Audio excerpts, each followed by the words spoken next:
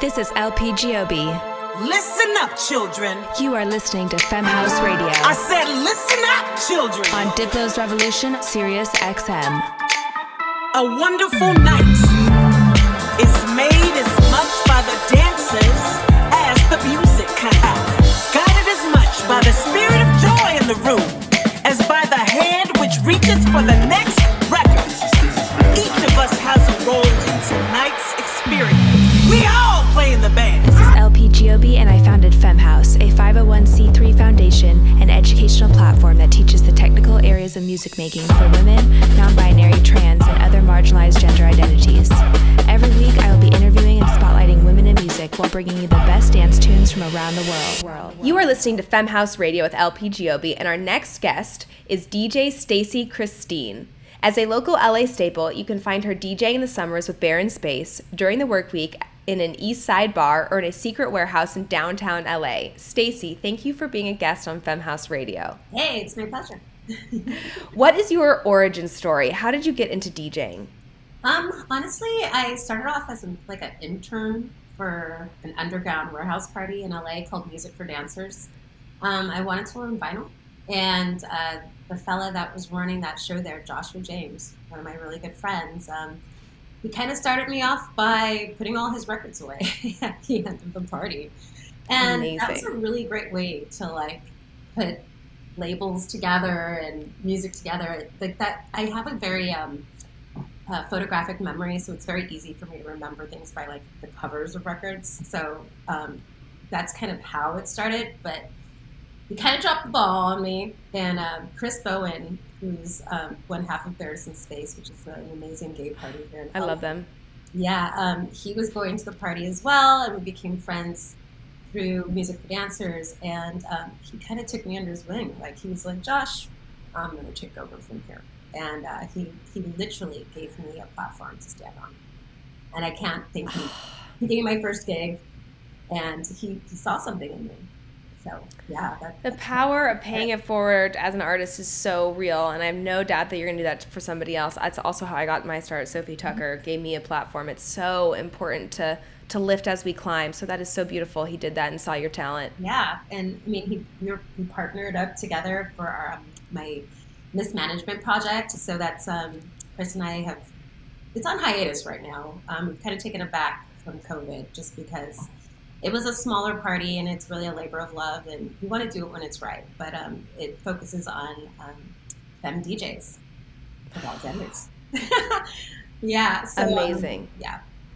Oh, that sounds really special. I hope to go to one of those. Is that based in LA? It is. Yeah, it's amazing. Party, so yeah. Awesome. Well, I first heard about you from a very successful person who I really respect in the music industry. Shout out to Sam Ciara, who is a talented A&R for Mad Decent and Higher Ground. And you really captivated him with your DJ sets and your knowledge of music, which is hard to do for him. He can be a music snob, as he should be. Where do you go to discover new music that you play out? Honestly, SoundCloud. That has been, I know it's random, but SoundCloud has really worked for me. The labels that I follow, the artists that I follow. Who are some of the labels that you follow? Bordello e Parigi, that's one of my favorite labels. Phonica, any of the kind of European style labels out of Europe. Those are kind of my favorite. Nice. But I do have some favorite locals like Elbow Grease and some artists and DJs that I know personally who I will always plug their music first and foremost because my friends deserve it. They're amazing. Awesome. So I heard that you're about to play a show with, or I saw that you're going to play a show with Chet Faker and Tora Ma and Boys Noise on New Year's Eve. Yeah, so that is happening. Dude. Unfortunately, Chaz may have gotten COVID and is not able to make it. We're not really sure, but No. Tiga has swapped in his place, which I think is an upgrade. Wait, this is Yeah. wait, Tiga, that is I had dinner at Denny's with Tiga and Seth Troxler once, which was the most interesting. Our waitress was on meth pretty openly. Yeah. And it was 4 a.m. we were eating. It was the weirdest experience of my life, but he was so interested, so well read, knew everything about everything. Anytime a subject got brought up, he's like, oh, I read a book about. I'm like, geez, how do you how do you have time to do so much reading? Yeah, he's kind of a genius. Yes, he is. He is a genius. Yeah, I've thought that through his music, and then after listening to him talk, I'm like, yeah, you actually are that person. So how did this gig come to be? This is so cool. Honestly, the Catch One folks hit me up, and I'm like just stoked to be part of it. Literally. And tell me about the Catch One folks. Is that a promoter? So there's a gal that Pam who works there. Her name is Pam Sessions. I guess she may have seen me somewhere, maybe secret project or working through the Insomniac folks. But okay, yeah, okay, got it. Maybe that's how that happened. God, Insomniac is just, they have their little paws in everything. I just found out that Space, Insomniac owns part of Space. I'm like, when did... What? Yeah. That's new. Yes, I know. They really are. They're anything electronic music, or I feel like they're somehow tied to it. I'm impressed with what they've done. Yep. Well, that's amazing. And that's on New Year's Eve, right? And that's in LA? Mm-hmm. Yeah, so the Catch One is, I'm not sure if you're familiar with it, but it used to be called Jules Catch One. And Jules was a black lesbian. And this was the only black gay disco in all of LA, maybe the West Coast. And it's got like 8 different rooms. It's huge. It takes up a whole block. And so it's got a very historical background. There's an amazing documentary on Netflix about it that I suggest everyone watch. But oh my gosh, what's that called? I think it's just called Jules Catch One. Whoa. Yeah. And so like Sick. The whole idea of the Catch One is like you're guaranteed to catch one by the end of the night. That's amazing. But she did amazing things. Like she lived there. Her office was there. It was at the nightclub. She opened up a like wellness center for folks in the neighborhood through this huge club. And then recently she sold it. And then she passed. But yeah, it's pretty neat. Wait, that's remarkable. And that's in the location was in LA? Yeah, it's on Pico. It's in like Pico Union area. So yeah. Wow. It's massive. It's a huge place. 8 rooms. So Yeah. what's the capacity? Couldn't tell you. That thousands. Oh wow. So are they gonna have for New Year's Eve multiple rooms going on at the same time? Yes. So I'm in the loft area, which I'm not even sure where that is because I don't even think I've been in all the rooms. Damn, this sounds amazing. Yeah. So that's New Year's Eve, and then, that's so awesome. So this is a question I just love asking DJs, especially really good DJs. How do you prep for your sets in general? Like, what does your crate digging process look like? And like, do you prep per set, or do you just have like crates that you're constantly, updating and organizing? Like how do you categorize and crate dig? Well, It's a complicated question, I know, but I'm just dying. I'm just like, I know that I haven't even, every time I'm like, okay, I'm going to redo how I'm going to like tag things differently, or and I just haven't figured it out yet.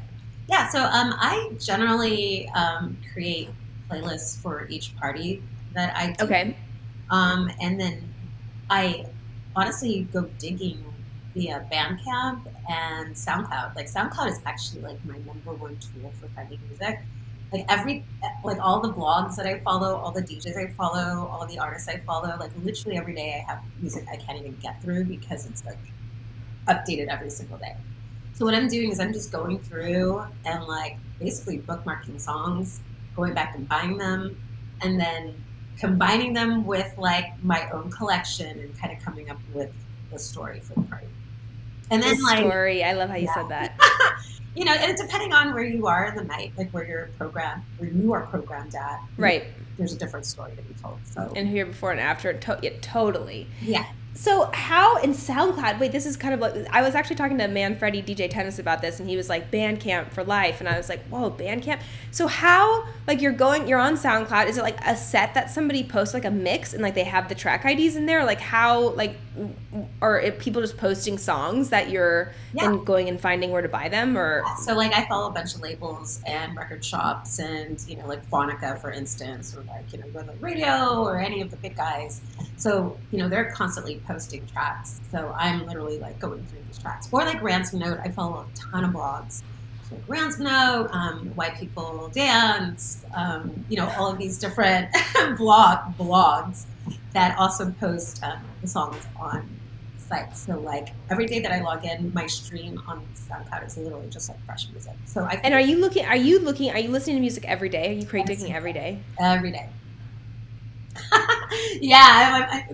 So like I have a 9 to 5 as well. So like as I'm working, I'm like listening to music and then just like filing the stuff I like away and then going back and getting them when it's time to like make that big purchase on, Wait, that is amazing. Yeah. And then once you purchase a song, like how do you organize it in your do you use Rekordbox or Yes. I'm assuming like how do you have it gives me anxiety, folks who do not use Rekordbox. I don't know how. Same. I recently actually DJed with somebody who didn't. I was like, wait, what? So how are you like, do you have like genre crates in there, and then do you tag things? Like how, the thing is like, so you must have if you're doing this every day, you must have an insane amount of music. Like how do you, when you're out there DJing, like yes, you put together the crate for the party, but like there's probably going to be a moment where you're like, it's going to be, what actually would be great, I want to recall, or like I need to like change directions here, this isn't working, or so then how are you categorizing things? So I do have genre folders. So yeah, I'm putting stuff, but like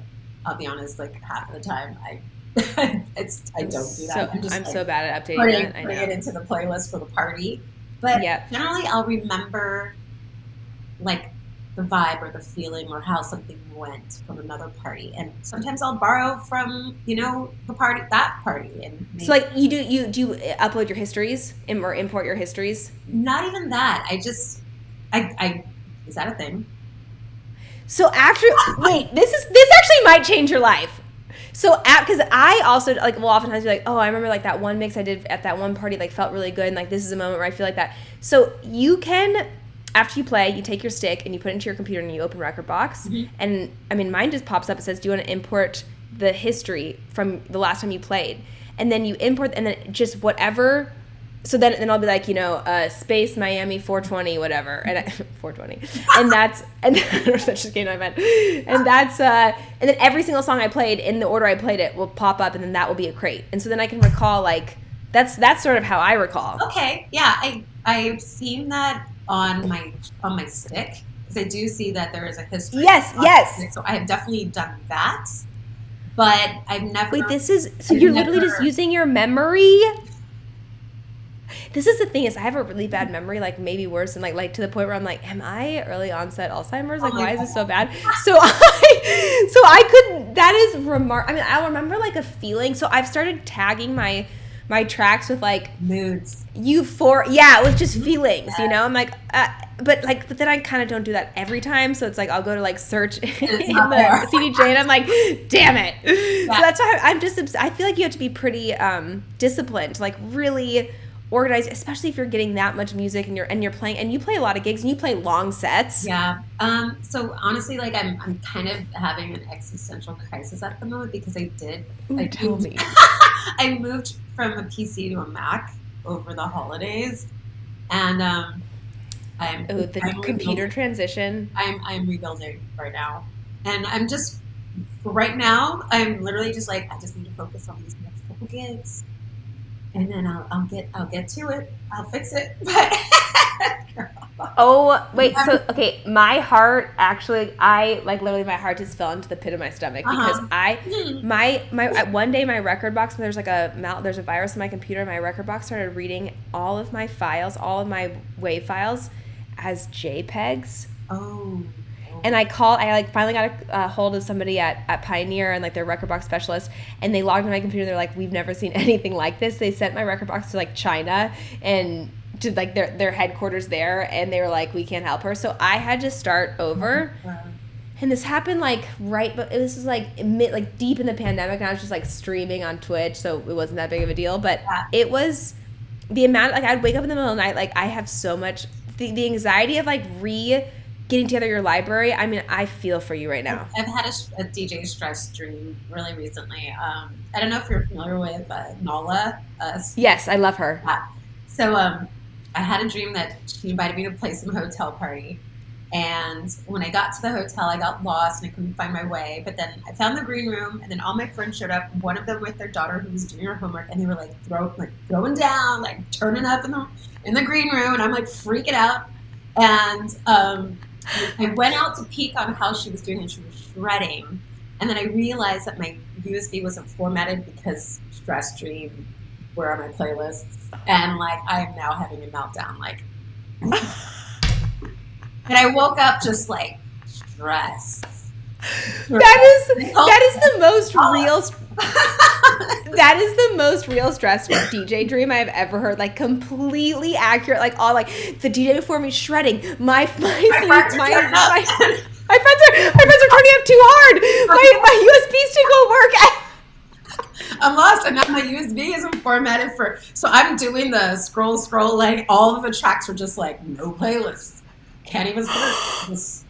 No, this is that is the most real life stress dream I've ever heard of. Like, anything that I would be, oh my gosh, I recently had a friend that came to a show who was too drunk, and I was like, I can't be worrying about you before I go on. Yeah. It's like I have my own stress. You need to get out from the green room. That is so good. Did you tell Nala that dream? That's hilarious. Yeah, and she she retweeted it, and she reshared it on Instagram like, this is real. This is what they don't tell you about the job. Is that, these dreams are real. These dreams are that is so funny. This is what they don't tell you about glamorizing the DJ life. Like, oh my God. People wake up screaming. That's amazing. Final question. What would be your dream lineup to play on? Who else would be on the lineup if you had to curate the perfect party? Ooh. I know, this is a hard one. Ooh. Well, honestly, I've played with a lot of my favorites already. Snaps? Yeah, I mean, honestly, I have so much respect for the local scene here in LA. And I feel like some of the times locals do it much better than some of these international guys. So, yeah, I mean, no shame. Shout out some of those local DJs. Yeah, who are some of your favorites? Like Travis, TK, Sons, Alexander, Jenny Love. Like, it was an honor and a pleasure to play for Making Shapes this year for me. That was a party that very cool. Was very formidable for me, formative and formidable. For me, and it was such a dream come true to be able to play with those guys. So like, yeah, and I mean, I would say Andrew Weatherall, but he's passed. So that was my number one. That's beautiful. Awesome. Well, you are a very special person. The dance floor is so lucky to have you. Thank you for being a guest on Femme House Radio. My pleasure. Thank you for having me. This is LP Giobbi. Listen up, children. You are listening to Femme House Radio. I said listen up, children. On Diplo's Revolution, Sirius XM. A wonderful night is made as much by the dancers as the music. Guided as much by the spirit of joy in the room as by the hand which reaches for the next record. Each of us has a role in tonight's experience. We all play in the band. I said, we all play in the band. This is LP Giobbi, and I founded Femme House, a 501c3 foundation and educational platform that teaches the technical areas of music making for women, non-binary, trans, and other marginalized gender identities. Every week, I will be interviewing and spotlighting women in music while bringing you the best dance tunes from around the world.